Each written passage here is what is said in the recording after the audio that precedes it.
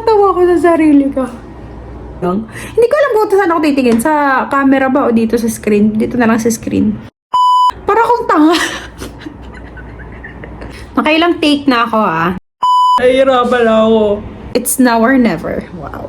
Anyway, let's go.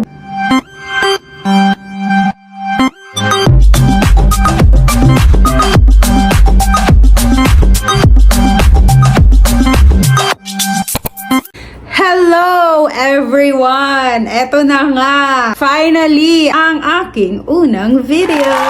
Ang aking unang content!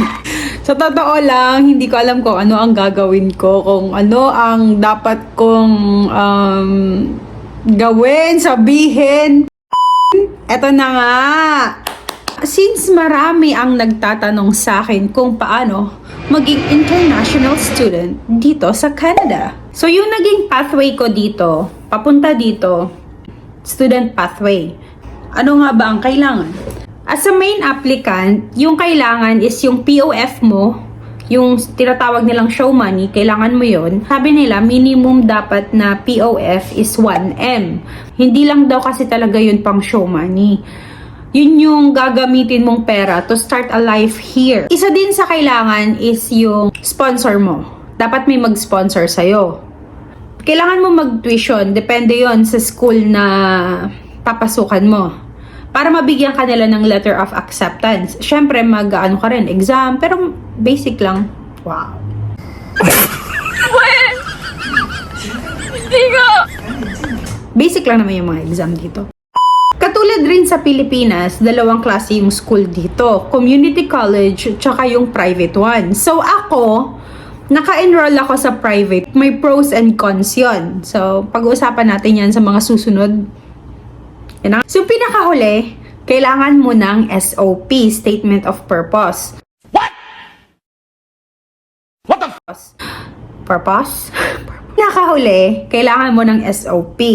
Kasi di ba pag nag-apply ka ng visa, dapat may interview. Eto wala. Instead of interview, susulat mo siya, letter. Letter yung gagawin mo.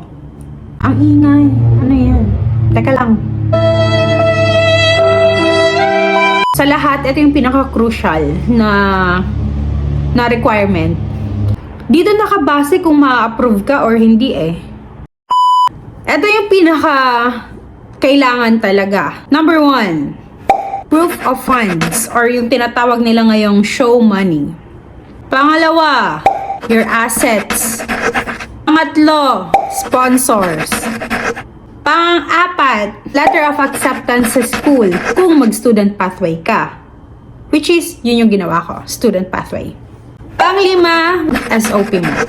So, siguro hanggang dito lang muna, hindi ko pa i-detailed lahat. Baka next video. For now, yan lang munang ibibigay ko sa inyo.